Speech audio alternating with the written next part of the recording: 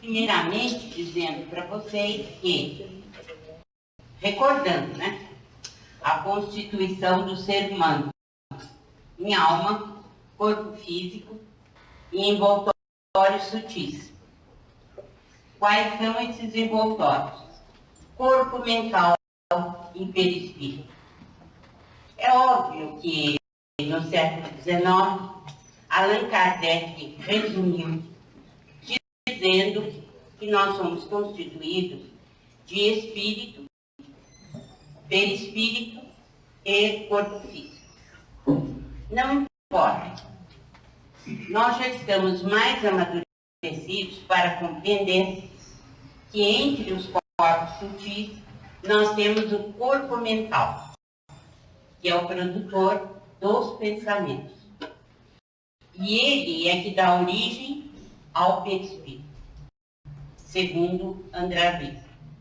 Então, para se tornar mais fácil a compreensão, nós podemos continuar dizendo o mesmo que Allan Kardec, que somos constituídos de alma, perispírito e corpo físico. No entanto, se a gente quiser ampliar a visão, seguramente nós temos que passar pelo corpo mental, que é o produtor dos pensamentos e é ele que dá origem ao perispírito. Da onde nós tiramos essa informação? Se a pessoa lê o Evangelho ou a coleção André Luiz, ela vai se informar bastante sobre perispírito, mas nós consideramos um divisor de águas o livro Evolução em Dois Mundos. E é ali que nós vamos encontrar referência ao corpo mental e, principalmente, vamos utilizar esta informação extraordinária que diz que o corpo mental dá origem ao perispírito. Então, fiquemos com uma visão mais ampliada da criatura humana, sobretudo aqueles que lidam com a saúde humana, porque esta é muito importante e a visão dela amplia o nosso raciocínio quanto à saúde e doença. Bem, os envoltórios sutis, por envoltórios sutis, como eu disse, nós entendemos o corpo mental, que é o envoltório sutil da mente, que dá origem ao perispírito, e aprendemos que a mente elabora as criações que fluem da vontade. Ela utiliza o plasma divino, que é o fluido universal. Por que é importante saber isso? Porque nós cocriamos. Nós somos filhos de Deus e nascemos da sua vontade. E como Pai, Ele quer que participemos. Nós somos todos, então, colaboradores do Senhor. E como somos colaboradores do Senhor, nós temos que utilizar o fluido cósmico universal, que é o pensamento do nosso Pai, e produzirmos com ele, co-criados. Bem, quem é que permite essa cocriação? É o corpo mental. Por quê? Porque ele elabora os pensamentos. E os pensamentos são, na verdade, os instrumentos da cocriação. Certo? Então, nós necessitamos, principalmente, de saber que o corpo mental utiliza o fluido universal, porque é ele quem elabora o pensamento. Eu já ouvi alguns companheiros de ideal dizerem que o perispírito é responsável pelo pensamento. Não é. Não é. Ele apenas distribui para o corpo todo. Mas quem elabora, quem cria, é o corpo mental. Então, essa distribuição se faz através do perispírito. Qual é a constituição do perispírito? Vocês já aprenderam com o Rodrigo. Ele é constituído do corpo astral, que é o perispírito como nós o entendemos, o corpo causal, que é um envoltório presente, um elemento presente, e o corpo vital, ou dupla terra. São vestimentas, ou são túnicas do perispírito. Isso é bom, é importante saber, sobretudo se nós estamos lidando na área da saúde, para compreender, sobretudo, da onde se originam as doenças. Quais são os elementos que estão perturbados, desequilibrados.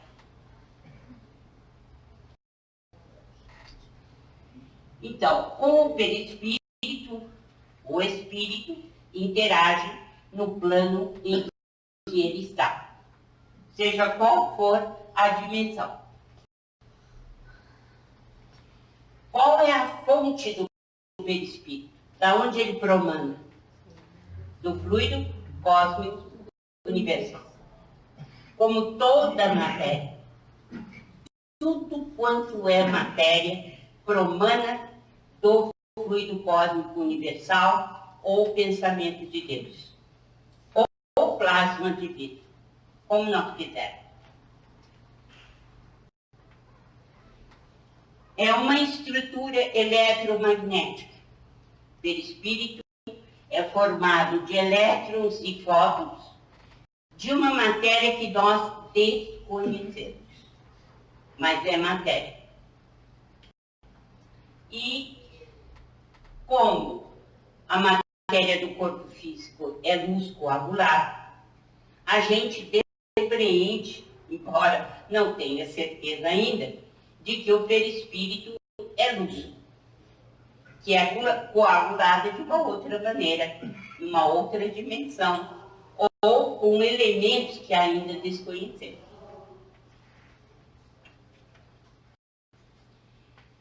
O corpo organizado, o instrumento físico, é modelado pelo perispírito. É ele quem modela o embrião. É quem promove a embriogênese. E ele é plenamente modificável através do pensamento. Daí a importância de sabermos que essa túnica eletromagnética é movida pelo pensamento.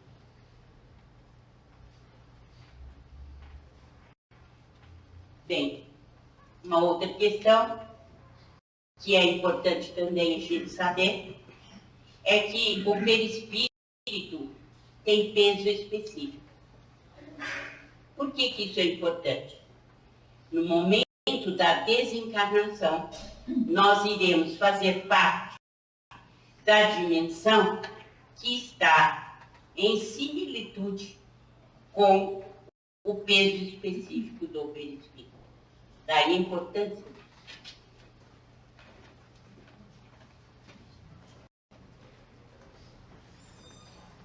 Ainda a constituição do perispírito. Ele é composto de camadas, tipo cebola. É a melhor designação que nós já encontramos entre os nossos pesquisadores científicos, como Albert de Rochat.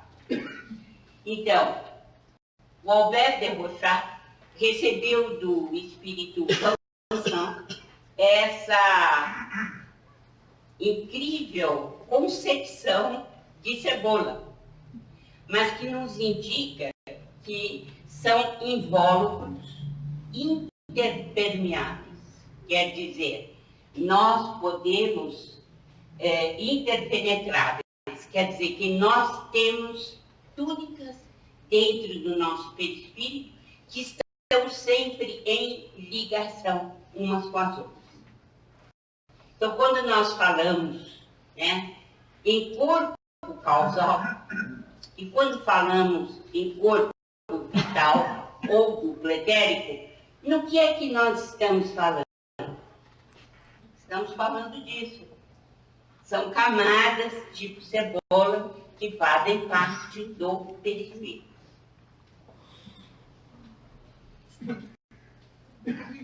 Então, o corpo causal e o corpo vital estão aí, dentro dessa estrutura. O corpo vital a gente estudou bastante quando fez o passe como cura magnética. Por quê?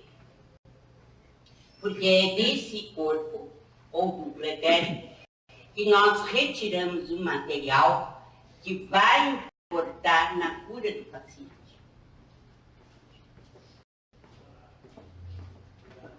Bem, e o corpo causal?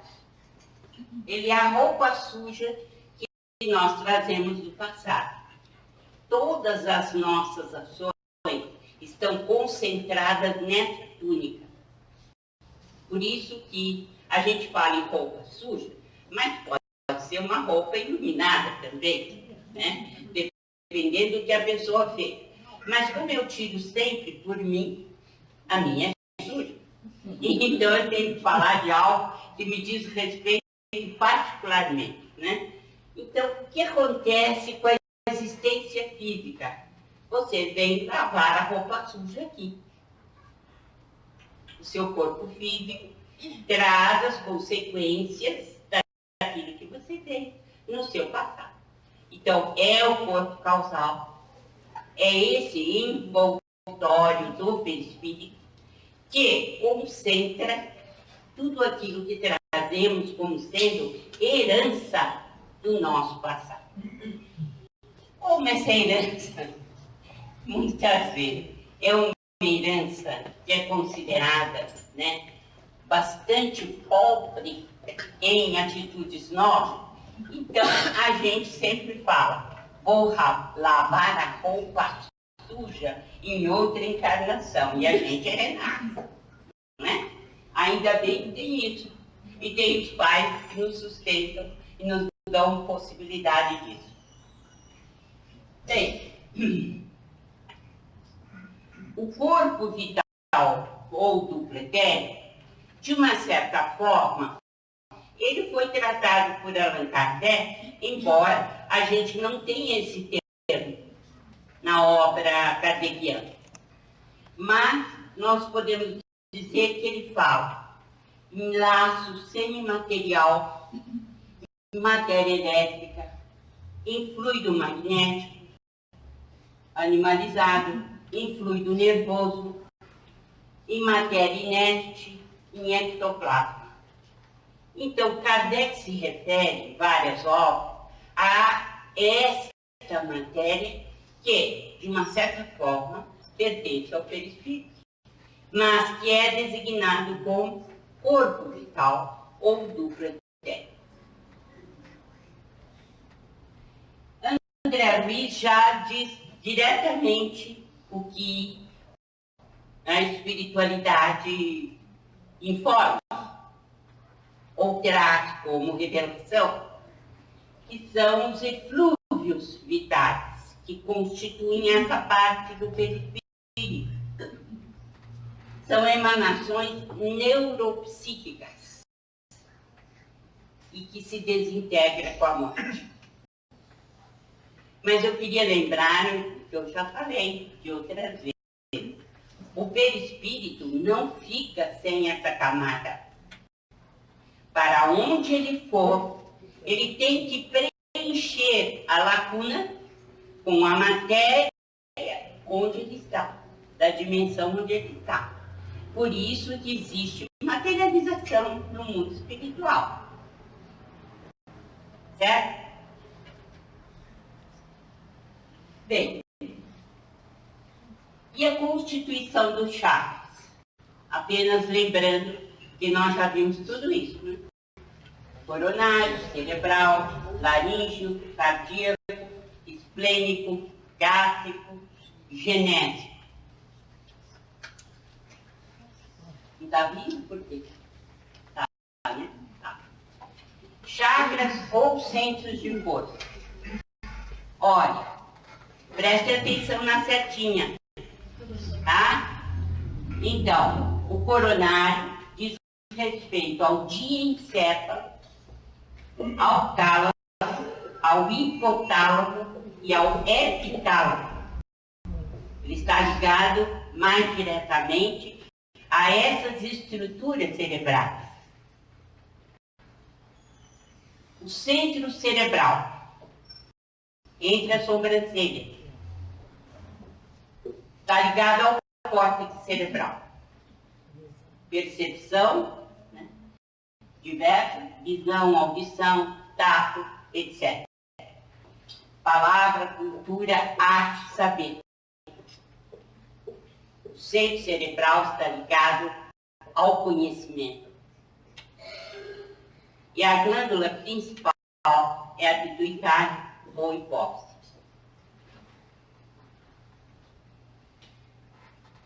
O laríngeo, né, na altura do pescoço, está ligado ao timo, à tireoide e à paratireoide. O cardíaco está ligado ao coração, como o nome indica, que é responsável, por sua vez, por emoção e equilíbrio. Por que é bom saber isso? Porque, de acordo com as nossas ações, nós podemos desequilibrar esse chakra. Então, é preciso saber onde eles estão ligados no corpo humano. Embora isso ainda seja pouco, nós vamos aprofundar. O gástrico são as estruturas ligadas ao sistema digestório, responsável por alimentos e fluidos.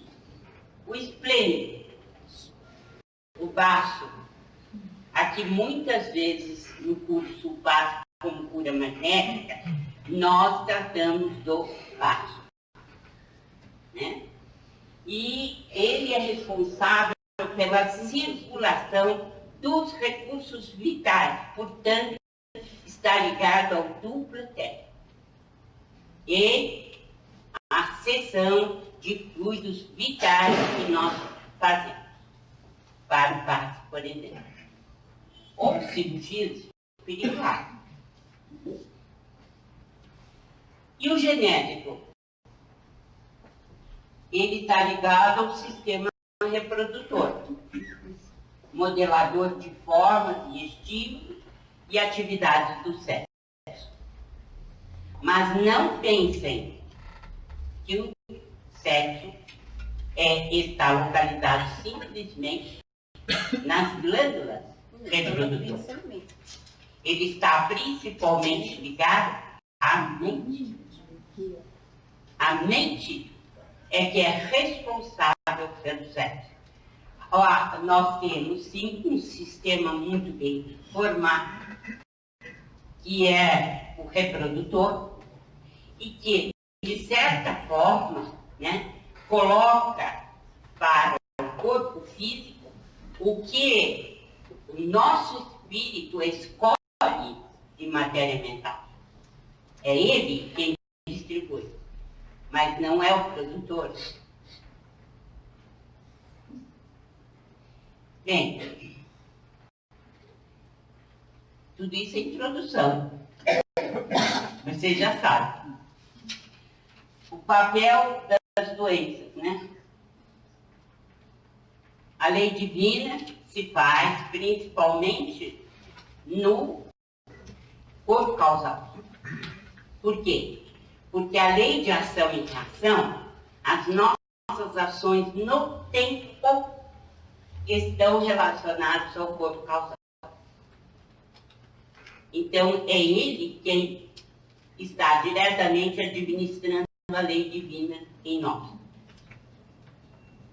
Claro, comandado pelo Espírito, porque o Espírito não tem voz ativa, né? Bem, as doenças fazem parte dos vícios da mente, eu sei que o Rodrigo já falou sobre isso, né? Egoísmo, orgulho, vaidade, presunção. Por quê? Porque são os vícios da mente que participam das nossas ações. E a ação gera comprometimento na lei de ação e reação. É indiscutível. Se nós agirmos em determinada direção, é bom esperar o troco, porque ele virá, para o bem ou para o mal. Causas anteriores, o karma, e atuais, que precisam ser bem estudados no caso das doenças. As patologias do perispírito que nós não conhecemos, mas que André Luiz entreabre como sendo muito importante. Por exemplo, um perispírito em adinamia, que é o remorso. Então, ele passa a movimentar-se de forma bem menos acelerada. Então, há uma queda da circulação de forças. E isto explicaria muitas doenças, entre elas a depressão. A outra questão que é desequilíbrio do perispírito e que interessa em saúde e doença é a hiperdinamia. Quer dizer, nós podemos ter acelerado o tempo do perispírito e isto pode causar delírios. Então, esses delírios da imaginação estão presentes em quais doenças? Nós não vamos dar aula de psiquiatria aqui, porque precisamos de um psiquiatra também. Mas nós já podemos saber, né, que existem doenças como transtorno bipolar, como a própria depressão, como outros tipos de transtornos mentais em que o problema da hiperdinamia está presente. Então, é uma questão de colocarmos o perispírito em um outro estado. Mas será que simplesmente os medicamentos na área, por exemplo, do orgânico, poderiam atingir um caso como este? Será que não seria esta a explicação da melhora de muitos pacientes que são tratados não apenas no biológico, mas também são tratados espiritualmente e que levariam o perispírito a um equilíbrio maior? Essa é uma pergunta que a gente deve fazer e deve recomendar que o passe seja incluído, seja qual for a doença.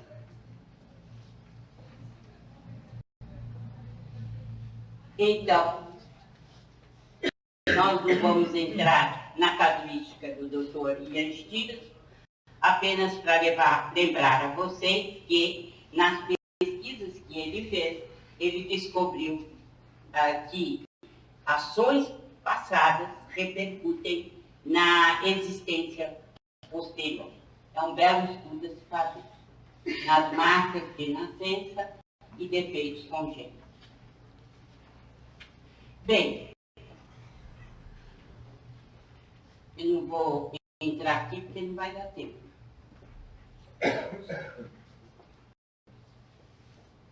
Modificações normais e patológicas do perispírito, para a gente poder concluir a aula do Rodrigo, né?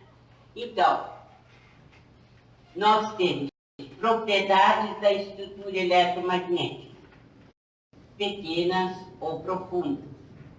Existem modificações do perispírito que são normais. Por exemplo, no renascimento. Todos nós, para renascer, precisamos miniaturizar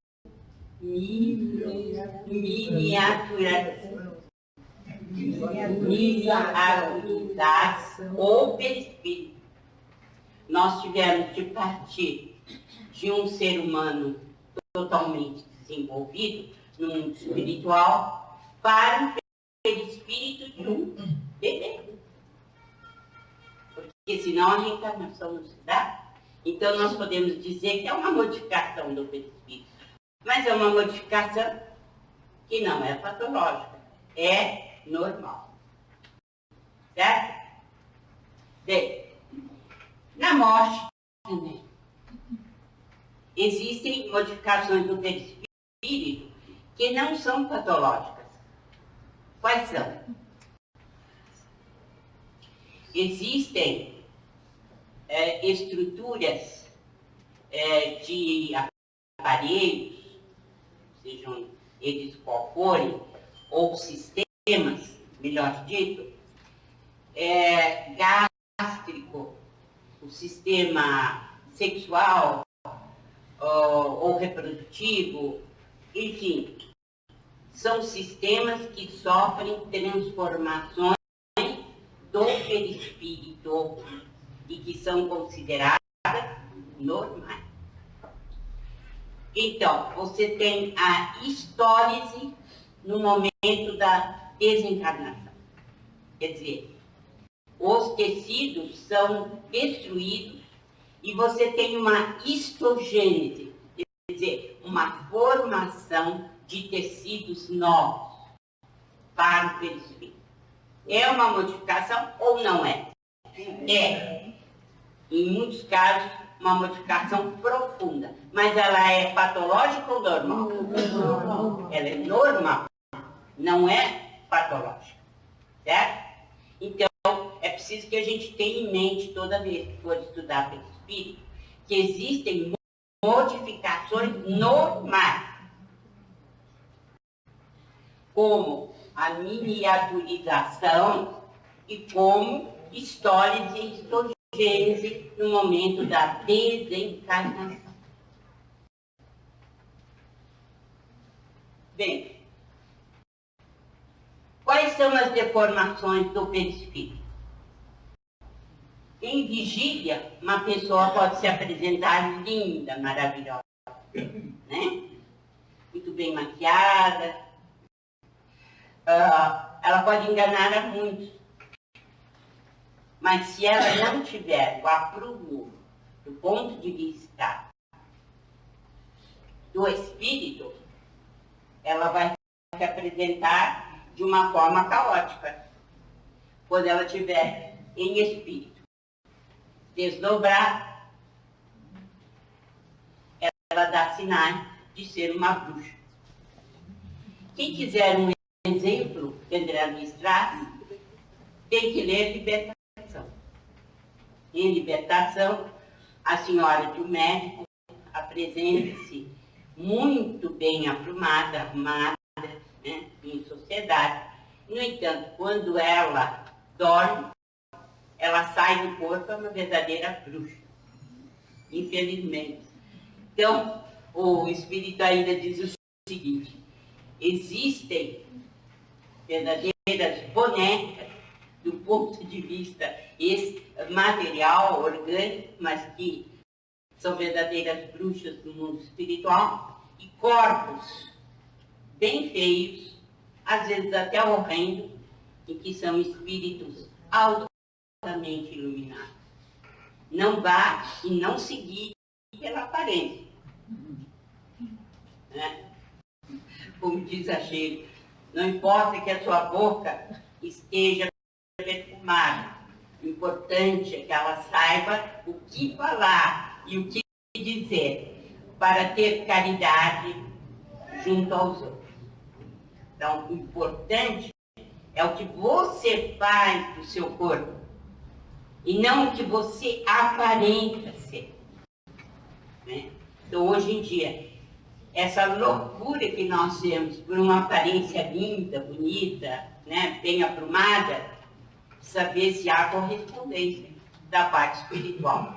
Porque o que nos interessa realmente é chegar melhores e mais iluminados do outro lado da vida.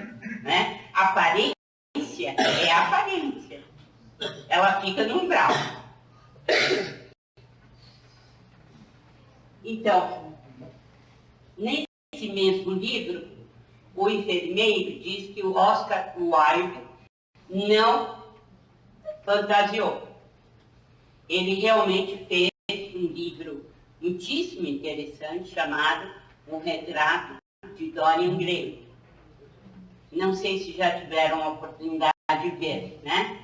Mas ele tinha um retrato que ele tratava com muito carinho, mas à medida que ele ia cometendo assassinatos, né, e tinha quedas morais, o retrato ia se transformando e colocando como um verdadeiro monstro.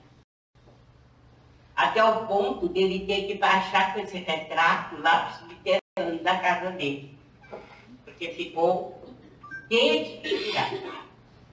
Então, a genialidade do Wilde foi mostrar que as nossas ações linkam o perispírito, modificam a natureza perispírita. E nós já vimos por quê.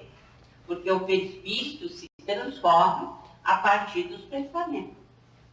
Então não adianta a gente querer se apresentar de uma forma maravilhosa, onde quer que a gente vá, do ponto de vista material, se isso não corresponder à nossa realidade espiritual.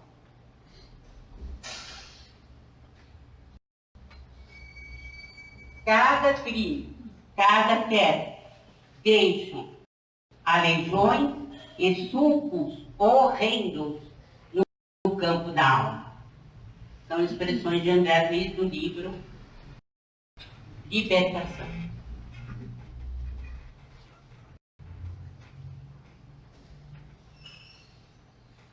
Ainda nas patologias do perispírito, existe a perda da forma humana. Vocês já devem ter visto isso também, que se chama zoantropia, mas que é mais conhecido como sendo licantropia, porque transformar em lobo parece ser uma tarefa que tem sido mais comum no mundo espiritual. Então a gente conhece como licantropia, mas existe também a possibilidade de se transformar em ratos, né? Em aranhas gigantes e etc. E isto ele é transformado porque o mal opera em nós verdadeiro desequilíbrio e nós ficamos sujeitos à hipnose. E quando espíritos de alta potencialidade maligna fazem um julgamento nosso e dizem que nós vamos nos transformar porque somos seres abjetos, a gente se transforma se o nosso caráter, né, se a nossa situação do ponto de vista moral é a mesma que é referida pela entidade maléfica. A ovoidização vocês viram bem também, da última vez, né? Em que não se transforma em animal, mas se transforma, por exemplo, numa grande ameba ou um crânio, o tamanho de um pouco maior que um crânio humano, né? Que é a ovoidização. Bem, dentre as alterações do perispírito, nós já vimos que a adinamia leva à queda mental no remorso, a hiperdinamia leva a delírios da imaginação, daí as doenças, os transtornos mentais, né, de cada nosologia. E também tem uma outra situação que André Luiz se refere, mas em Evolução dos Mundos, que é a miopraxia do centro genésico atonizado. O que significa isso? Quando a mulher provoca aborto, ela fica com esta região do sistema reprodutor, ela fica com essa região afetada. Daí, os problemas inúmeros que ela vai apresentar numa outra existência. Porque o perispírito dessa área está profundamente lesado.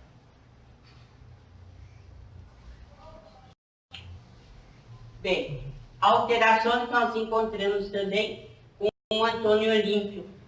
Vocês se lembram que eu descrevi aquele fazendeiro, né? Que para ficar com a fortuna toda matou os dois irmãozinhos, né? Afundou-os no lago. Ele se apresenta no mundo espiritual com uma face totalmente transfigurada. Daí reconhecível no mundo espiritual. São alterações do perispírito.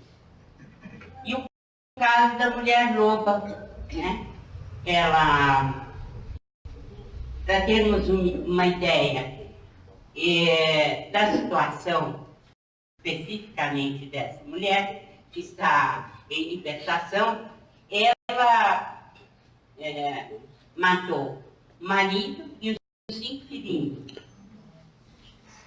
E tinha uma vida muito comprometida do ponto de vista moral e também das viciações. Quando ela chegou na zona interior, na zona mais baixa, ela foi julgada pelos juízes, pelos dragões. E ela se apresenta ao tribunal e o juiz, um dos dragões, um dos juízes, começa a descrever tudo que ela fez. E diz assim: você não passa de uma loba. E a partir daí, então, começa a modificar-se o perispírito e ela é reduzida à situação de loba. Mas por quê? Porque não havia, dentro do tribunal mais alto da consciência dela, não havia dissolução. Ela havia sido realmente uma carrasca, né, de inúmeras pessoas.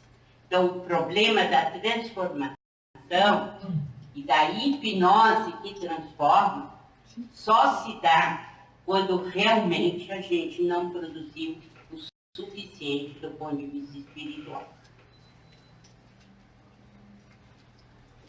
Relembrando aqui o Rodrigo, né, para aqueles que são da área da saúde, corpo físico não é apenas um vaso divino para o crescimento de nossas potencialidades, mas também uma espécie de carvão milagroso, absorvendo-nos os tóxicos e resíduos de sombra que trazemos no corpo substancial. Entende-se como corpo substancial ou perispírito. E esta frase de Clarencio está Entre a Terra e o Céu. De modo que aquele que possui um corpo físico, todos os dias, deveria sentar o joelho no chão e agradecer a Deus, porque a oportunidade que a gente tem de refazimento. de reequilíbrio. Estar encarnado é uma das maiores bênçãos para o nosso espírito que deseja evoluir. E, finalmente, né, a consideração final. O perispírito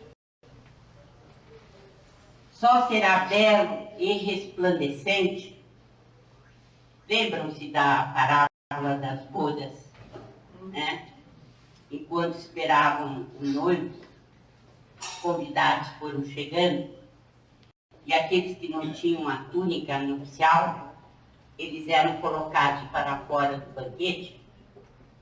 Uma parábola do Cristo.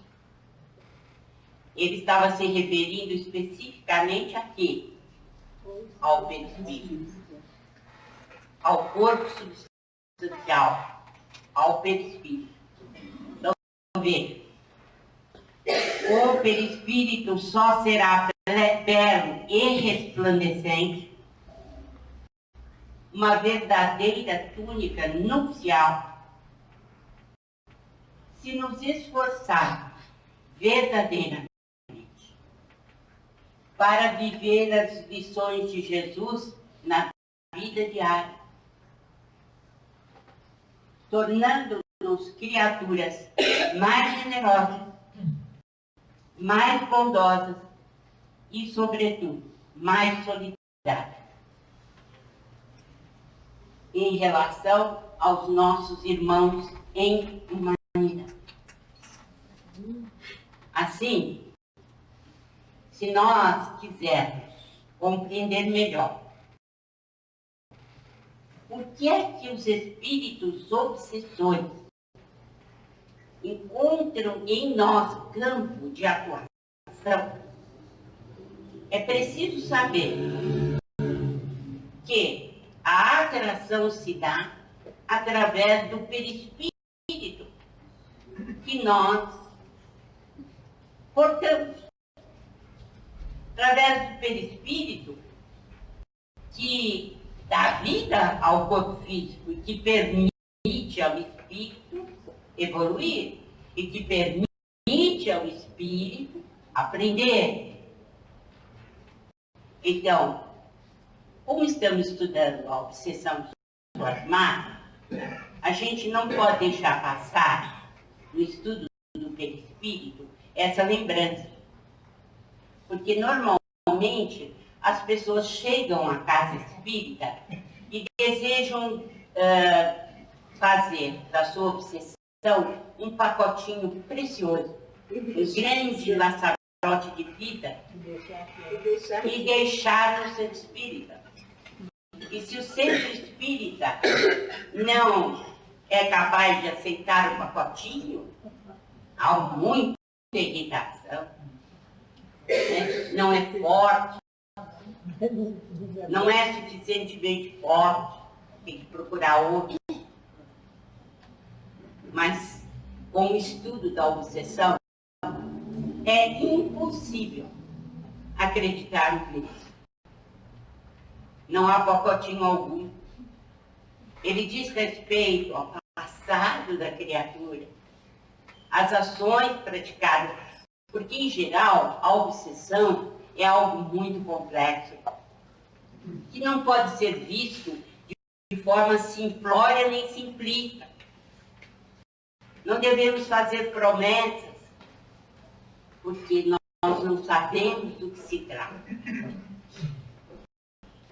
Nós simplesmente temos que dar apoio ao obsediado ou obsediada, a fim de que encontre forças de modificação do seu perispírito. E a modificação só pode se dar através dos atos, das ações, e isso o centro espírita não pode fazer, nem nunca o fará. O que a pessoa vai encontrar é solidariedade, é apoio, é principalmente ajuda para sair desse espinhadeiro. Mas não podemos tirar. Aliás, nem Jesus.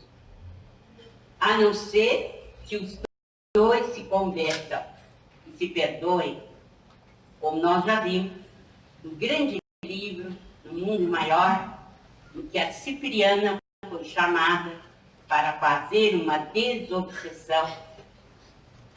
E ela só conseguiu desatar um do outro no momento em que ambos se perdoam. Então, não há essa possibilidade. Nós ficamos aqui lembrando isso, o esforço que o obsediado ou a obsediada tem que fazer para reajustar-se perante a lei divina. Porque a obsessão é um conúbio de forças negativas. E essas forças negativas precisam ser tratadas com amor, mas principalmente elas têm que ser transformadas pelos próprios envolvidos no processo obsessivo. Não se trata de ser espírita mais forte nem mais fraco. O que nós verificamos que há necessidade absoluta é de que somente o bem neutraliza o mal. Isso é certeza. Somente o bem é capaz de neutralizar o mal. No entanto, quando nós aconselhamos isso, a pessoa vira o calcanhar e nunca mais aparece. Porque, na verdade, o centro espírita tem por obrigação retirar o mal. Mas, felizmente, nós já aprendemos o suficiente para saber que não há caminho desobsessivo sem que ambas as partes se perdoem, se intercomuniquem e, principalmente, operem no bem.